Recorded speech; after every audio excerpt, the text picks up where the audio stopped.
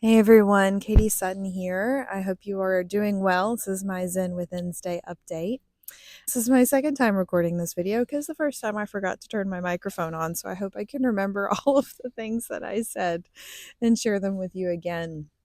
So here we are 15 days into 2025, and there's a lot of intensity going on in the world already, right? I wasn't under any illusion that it was just going to be like a easy peasy lemon squeezy kind of year. I knew going in that we were going to have, just continue to have a lot of world events that were going to shift our focus towards how we better take care of one another and the earth. And here we are, namely the fires in LA, and the continuation of the folks in Western North Carolina trying to recover in the midst of all of these winter storms and this crazy weather that we're having. It's a lot. There's a lot going on, and some of you might be really feeling that right now. And one of our themes this month is the theme of breathing into resistance.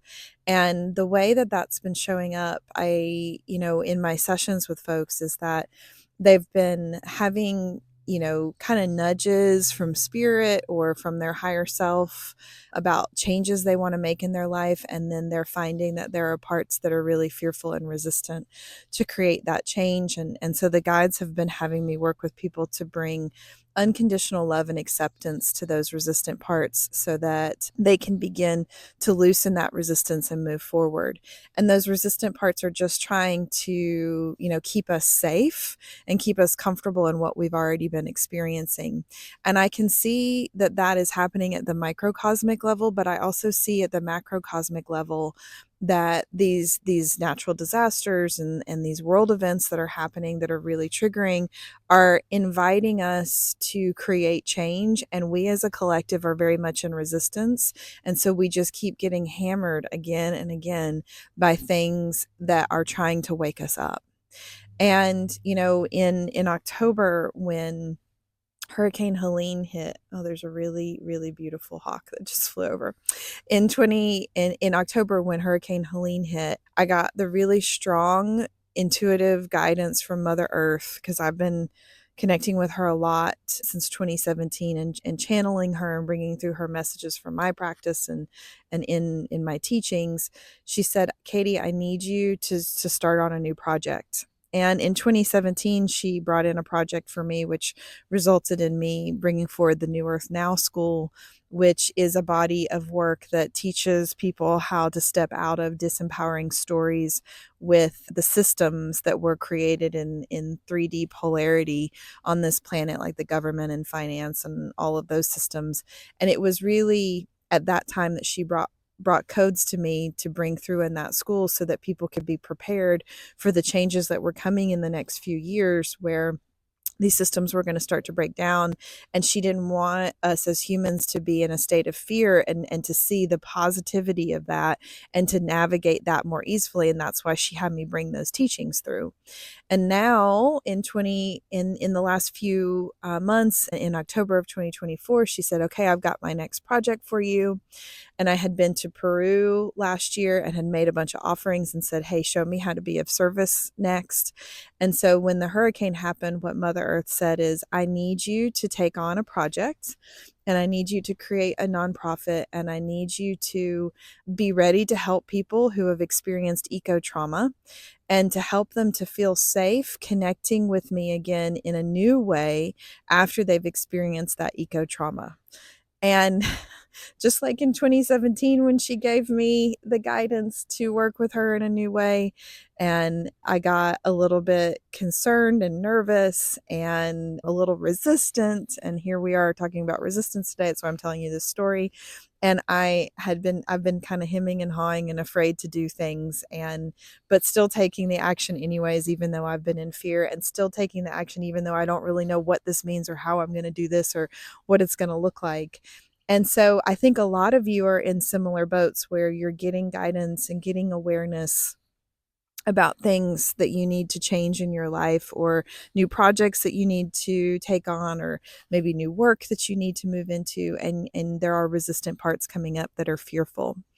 And I know when that resistance comes up for me, that's actually a part of my process. And it's actually kind of healthy because that resistance means that this is big and that this is something that is counter to what I'm already doing that's going to propel me forward into a new beginning. And that resistance comes up because there's a part of me that is comfortable where I am and afraid to move forward. And so even though it's uncomfortable, I know that this is a part of my process, and I can see that it's a part of the process for humanity as well and for my clients. And so when we bring in unconditional love to those resistant parts and we witness them and we say, thank you so much for trying to protect me and keep me safe and keep me from doing something that might create harm for me. But really, I know that this is the right next step. I feel it in my bones. Can we work together on this? Then we can create some change. And so, as I'm starting to take action on some of these things, I'm waiting on the paperwork to come back for my nonprofit to be official. It'll probably take another couple of months.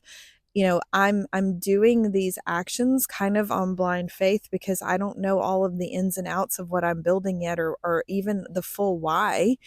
I just know that this is a directive and this is something that I feel in my being that I need to be working on. And I can point to a lot of ways where it feels different than the other work that I'm doing, or I can look at it and say maybe this is just an expansion of the work that I've already been doing to help people be more connected to the earth. And so it's a matter of looking at all of the inputs and all of the perspectives and finding a clear feeling of knowing in my being and taking action when I get to that place of knowing. So if you're finding yourself in a place of resistance right now and you're maybe being tasked with something new or feeling like you need to move in a different direction, just know that you're not alone. I mean, as a collective, we are in resistance right now. I do think that as we move through 2025, we're going to see a lot more, unfortunately, really big disasters, natural disasters, and other emergencies that are going to try to get us to wake up to taking care of each other and taking care of the earth. And one of the things that I'm seeing that's a little concerning for me is that there's a repeat of some energies that I was seeing in 2020, some positive and some negative. In 2020, there was a opportunity when everything was kind of shut down for us to refocus on things that were important to us and our creativity and taking good care of ourselves as individuals and as empaths. And I'm seeing a lot of my friends and my fellow empaths getting that guidance, myself included again, that we need to shift how we're taking care of ourselves and get more focused on our daily joy. And that's positive. I'm glad that that's kind of resurfacing and we're reclaiming that. Maybe we kind of got lost in all the trauma stuff over the last few years and lost some of that. But I'm also unfortunately seeing a resurgence in conspiracy and distraction energy. Now, these fires in LA, if I look at all of the energies and I look at all of the reasons behind that, I can see that there is some truth in every little theory that's out there. Is there a part that the government has to play in this? Sure. Do I think that they started the fires intentionally to burn the city down so they could build a new smart city? I don't know. Do I feel like the fact that we haven't been taking care of the environment and we haven't been getting enough rain and everything's really dry contributed to it? Yes. Do I think that the fact that we haven't been taking care of our infrastructure and our power grid and that the power lines might have started some of these fires? Yes. Do I feel like there is a need in this country to shift out of idolizing celebrities and looking at that as the model of success, and that there will be a wake up call for celebrities who might have gone through this trauma in a really difficult way, and they might shift how they're using material possessions, and that might be a benefit to us? Yes. There are so many layers to this. This is not a one size fits all a story. And I know that my mission isn't to figure that out. That's not my path. I think there are a lot of people who maybe have the path of diving into that and looking at all the theories and trying to make sense of all of that. I hope that they don't use that time to just spread fear and misinformation. But I know that my path is to just wake people up to their full consciousness and their highest timeline, and let them navigate that connection to source and to earth and find unity in that, and then they will be able to find their truth and their path forward. So I'm trying to stay in my lane, right, while also paying attention to all of these things and how all these energies are intermixing and interplaying with one another. And so I am seeing more and more clients showing up that have been getting sucked into these theories, and there's such a because we have so much stuff that we need to be focused on as individuals and as a collective. And yes, we do need to make changes, but if we're just obsessed with the why of something, then we're forgetting that there are things that we can be doing on the ground to help people who are suffering. And I saw that with Hurricane Helene, and I'm seeing it now again with these fires. And that really is disturbing to me, because what I think this is inviting us into is to taking better care of each other and humanity, and then Mother Earth. And that's different for each of us. We all are on different parts of the spectrum in terms of our love and connection to Mother Earth and to humanity, and we all have different parts to play in this. And there's a lot of villains, and there's a lot of victims, and there's a lot of people in between. And so pay attention to what is drawing your attention away right now, and are the things that you're listening to creating more fear and disempowering energy for you. And if that's the case, that's a hell no for me. If I'm listening to something and it creates more fear, not in a healthy way where it's making me think differently or making me just be curious, but if it's like somebody telling me that this is the only reason and this is the only way, I am shying away from that, because it's something that I don't think is very helpful for me as a soul. I need to sit with things myself and look at all of the pieces and come to my own conclusions and use my brain, right, and use my intuitive knowing and arrive at those conclusions. So just be mindful, right? I'm seeing a resurgence of that fear mongering energy, and I think we're going to continue to have a lot of stuff like that this year. And again, there's a lot of layers to this, and I think that there can be multiple truths within an experience, and multiple ways and multiple reasons why something has happened. It's probably not just one reason or one person that has created that. And ultimately, what Mother Earth always brings me back to is, okay, well, let's look at the bigger why. The bigger why is this is inviting people to wake up. This is inviting people to take better care of each other and the earth. That's the bigger why. So just pay attention to how you're using your energy right now, and what might be distracting you. And to speak about that resurgence of some things that we saw in 2020 on the positive side, I had somebody ask me in session this week, why at the beginning of the pandemic was it so easy for us to focus on the things that brought us joy, and life got simple? And I said, well, for one thing, we had a lot less obligation, right? And a lot less distraction energy in terms of things that we needed to be doing. But for those of us who are empaths, what happened is when the world shut down, the muggles, the people that are not awake, that are not maybe conscious of how their energy is being used in these systems, had to take a break and had to start looking at themselves and taking better care of themselves, and doing some inner work. And it took the pressure off those of us who are empathic to stop doing the work for the collective, and to be able to breathe a little bit. There was a palpable sigh of relief in those first few weeks of the shutdown, even though it was scary. As an empath, it was like, oh my God, I can breathe again, because we've pulled out of the hustle. And I think the opportunity that we have right now is to claim that, even though the hustle is still happening around us and the collective is still spinning, right? We don't have to wait for something really bad to happen to shut things down, because I don't think that's going to happen again, in order for us to be able to take that collective sigh of relief and take care of ourselves and do the things that bring joy for us in little micro increments throughout the day. We have to be claiming that joyful expression and that joyful living right now. That's really what we should be doing in order to be in our highest vibration possible. And we can do that while also still be in witnessing, or still witnessing what's happening in the collective, and supporting our human beings. It's just not to the degree where we're processing all of that for those that are still unconscious to it.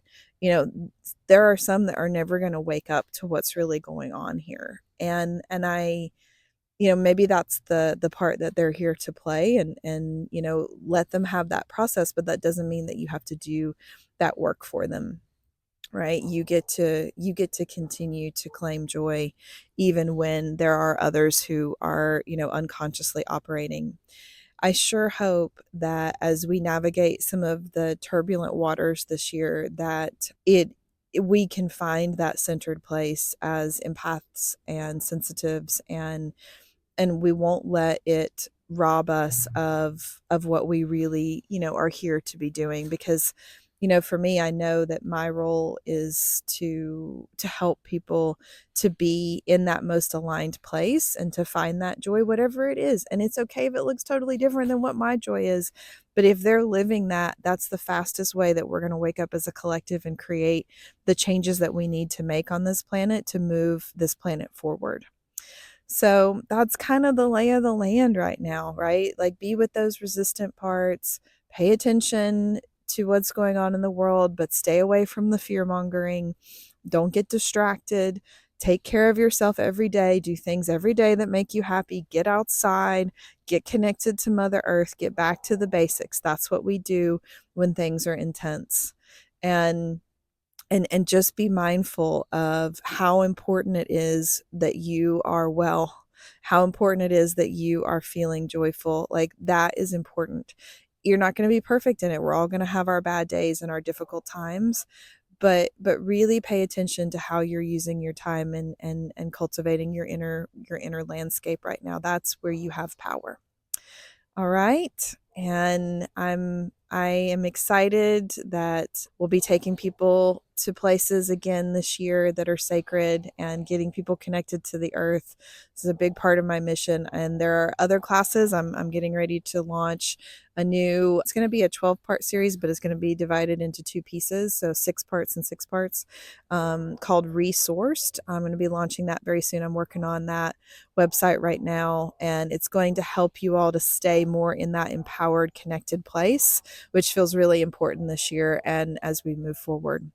All right, beautiful beings, thank you so much for listening. I hope you have a great day. Comment and let me know what's going on for you and how you're navigating these energies, and I'll see you again next week. All right, bye-bye.